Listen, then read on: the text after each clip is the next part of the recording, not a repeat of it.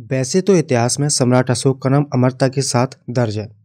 पर क्या आप जानते हैं कि सम्राट अशोक ने एक ऐसा युद्ध भी लड़ा था जिसे वे जीत कर भी हार गए। जी हाँ, वो युद्ध था कलिंग का युद्ध। वर्तमान में जिस राज्य को उड़ीसा के नाम से जाना जाता है वो कभी कलिंग के नाम से प्रसिद्ध था। ये बहुत ही बड़ा और संपन्न राज्य हुआ करता था। अशोक के 13वें अभिलेख के अनुसार सम्राट अशोक ने अपने राज्याभिषेक के 8 वर्ष बाद कलिंग युद्ध लड़ा। कलिंग विजय उनकी आखिरी विजय थी। ये युद्ध 262 से 261 ईसा पूर्व में लड़ा गया था। इतिहासकारों के अनुसार कलिंग राज्य को सम्राट अशोक के पिता बिंदुसार और दादा चंद्रगुप्त मौर्य भी नहीं जीत सके थे। पर सवाल ये उठता है कि कलिंग राज्य इतना महत्वपूर्ण क्यों था। वो इसलिए था क्योंकि कलिंग राज्य कोस्टल लाइन थी। कोस्टल लाइन्स हमेशा से ही व्यापार के लिए बहुत ही महत्वपूर्ण जगह हुआ करती थी। कलिंग पर विजय प्राप्त कर सम्राट अशोक अपने साम्राज्य में विस्तार करना चाहते थे। ऐसे में सम्राट अशोक का केवल एक ही उद्देश्य था और वो ये था कि बिना रोक टोक के व्यापार करना। व्यापार के हिसाब से कलिंग सबसे उत्तम जगह थी, इसलिए उसको जीतना बहुत जरूरी था। लेकिन कलिंग भी एक संपन्न राज्य था जो कि इतनी जल्दी हार मानने वाला नहीं था। कलिंग आर्थिक रूप से और कला के रूप में अपने आप में एक पूर्ण संपन्न राज्य था।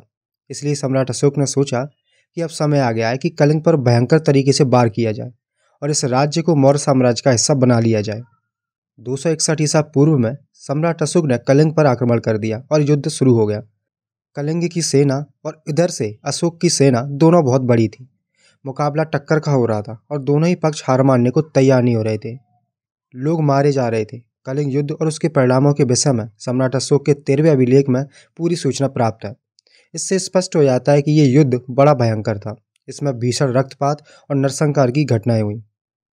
13वें शिलालेख में इस युद्ध के भयानक परिणामों का एक उल्लेख आया है, जिसमें लिखा है कि इसमें 1,50,000 व्यक्ति बंदी बनाकर निर्वासित कर दिए गए, 1,00,000 लोगों की हत्या की गई और इससे भी कई गुना अधिक मारे गए। इसने भारतीय इतिहास के पूरे कालखंड को ही बदल कर रख दिया था। इस युद्ध को भारतीय इतिहास का भीषणतम युद्ध कहा जाता है। युद्ध इतना भीषण हुआ कि युद्ध का पूरा मैदान ऐसा हो गया था कि हर जगह खून और मांस ही दिख रहा था। खून और मांस से पूरी की पूरी जमीन कीचड़ में सन गई थी। अब जरा इमेजिन करो कि वो बारिश का कीचड़ नहीं था बल्कि खून और मांस का कीचड़ था। सम्राट अशोक ने इस दृश्य को अपनी आंखों से देखा। ये बहुत ही खतरनाक नज़ारा था। जब अशोक ने इस दृश्य को अपनी आंखों से देखा तो पूरी तरह हिल गए। इससे वो अंदर ही अंदर टूट गए। कलिंग युद्ध दुनिया का एकमात्र युद्ध था जहां विजेता ने अपनी तलवार छोड़ दी और कभी युद्ध न करने का फैसला लिया। सम्राट अशोक ने बौद्ध धर्म अपनाने का फैसला किया और भारत और पड़ोसी देशों में बौद्ध धर्म के प्रचार के लिए एक मिशन शुरू किया। युद्ध में विजयी होने के बाद भी महान सम्राट असंतुष्ट और निराश थे। सम्राट अशोक ने हिमालय से सिलोन और ग्रीस से बर्मा तक बौद्ध धर्म के प्रसार में महत्वपूर्ण भूमिका निभाई। युद्ध के बाद सम्राट अशोक बौद्ध धर्म के अनुयायी बन गए। अशोक ने खुद से वादा किया कि वो कभी भी हिंसा के रास्ते पर नहीं चलेंगे। उन्होंने साम्राज्य के सैन्य विस्तार को समाप्त कर दिया और इन्हीं कारणों से कलिंग युद्ध अशोक का गद्दी संभालने के बाद प्रथम और अंतिम युद्ध बना। पीछे मैंने कहा था कि इस भीषणतम युद्ध के कारण सम्राट अशोक ने अपनी तलवार छोड़ दी और बुद्ध के शरण में चले गए, यानी कि बौद्ध धर्म अपना लिया।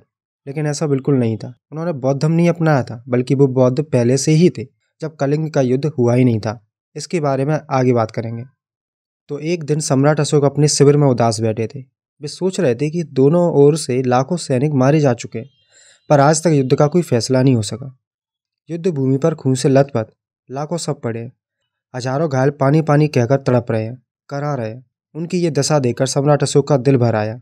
राज्य पाने के लिए उन्होंने कितने लोगों की हत्या कर दी।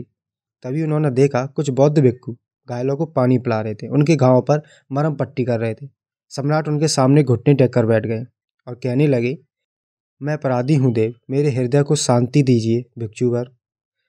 उन्होंने कहा, धम्म ही तुम्हारे हृदय को शांति दे सकता है अशोक, तुम बुद्ध की शरण में आ जाओ। तो कलिंग युद्ध के बाद सम्राट अशोक ने कोई युद्ध नहीं लड़ा। उन्होंने अपनी प्रजा की भलाई और कल्याण में अपना जीवन बिताया। शांति और अहिंसा के धम्म को देश भर में फैलाया। इतना ही नहीं, उसे दूर देशों तक भी पहुंचाया। सम्राट अशोक कलिंग युद्ध के दौरान बहुत भीषण रक्तपात से बहुत दुखी हो गए थे। उन्हें लाखों लोगों के मरने पर बहुत अफसोस हुआ और उसके बाद उन्होंने बौद्ध धर्म अपना लिया था। ये भी कहा जाता है कि बौद्ध धर्म अपना लेने के बाद अशोक हर तरह की हिंसा से दूर हो गए थे। लेकिन इतिहास के कुछ पन्नों में अलग तस्वीर दिखती है। अब समय आ गया है कि तथ्यों को उजागर किया जाए और उस झूठ का प्रतिकार किया जाए जो हमें पीढ़ियों से हमारे स्कूलों में सिखाया जा रहा है। हाँ, भारतीय इतिहास का अधिकांश भाग स्पष्ट है ही नहीं, क्योंकि उनमें कुछ लोगों द्वारा हेरफेर किया गया है जो आज़ादी के बाद सत्ता में आए थे। नज़र आता है कि सम्राट ने कलिंग पर जीत के बाद नहीं बल्कि उससे काफ़ी पहले बौद्ध धर्म अपना लिया था, क्योंकि उनके पुरखे राजे महाराजे सब श्रवण परंपरा से थे। तो बुद्ध धर्म को ग्रहण करना या उसे अपनाना ये बात कुछ जमी नहीं। ये कहानी बिल्कुल झूठ है कि सम्राट अशोक ने बौद्ध धर्म को अपनाया था, क्योंकि वो तो शुरू से ही बौद्ध थे।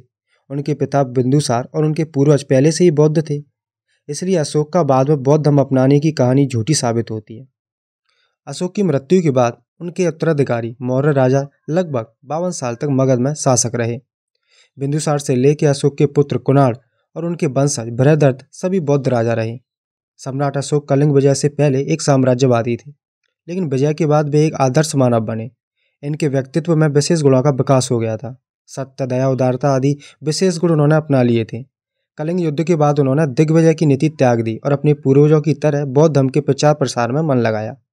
उन्होंने प्रचारकों और उपदेशकों का विशाल दल तैयार किया, जिसने विश्व के लगभग आधे भाग को अपने धम्म से जीत लिया। उन्होंने पशु बलि, मदिरा आदि व्यसनों पर रोक लगाई। दरअसल उस समय बहुसंख्यक समाज जो कि बौद्ध रहा था, उसमें शांति, नैतिकता आदि की भावना और आचरण प्रबल रही होगी, जिससे समाज के बड़े वर्ग ने अशोक के अनावश्यक युद्ध का विरोध किया होगा। क्योंकि कोई भी सत्ताधारी बहुसंख्यक समाज की भावनाओं को कुचल कर ज्यादा दिन राज नहीं कर पाता, तो यही डर की भावना सम्राट अशोक में भी होगी, क्योंकि अशोक प्रजा के खिलाफ नहीं जा सकते थे।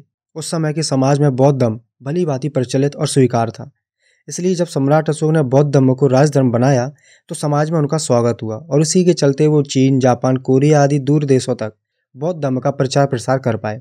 बौद्ध ग्रंथों में कलिंग युद्ध से कम 1 दशक पहले सम्राट के बौद्ध भिक्षुओं के साथ संपर्क होने का उल्लेख है। सम्राट अशोक के स्वयं के शिलालेखों में कलिंग युद्ध से कम 2 साल पहले उनके द्वारा बौद्ध धर्म अपनाने का उल्लेख है।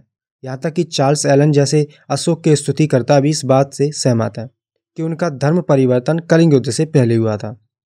चार्ल्स एलन, जो अशोक के बड़े प्रशंसक थे, उन्होंने एक कालक्रम दिया, आप भी इसे देखिए।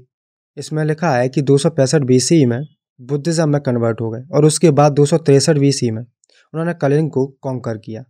अब सच तो आपके सामने है, जो आपसे हमेशा की तरह छुपाया गया। छोटे छोटे बदलाव करके हमारे असल इतिहास को छुपाया गया, ताकि ये फर्जी काल्पनिक इतिहास को लोगों के सामने लाकर गुमराह कर सकें।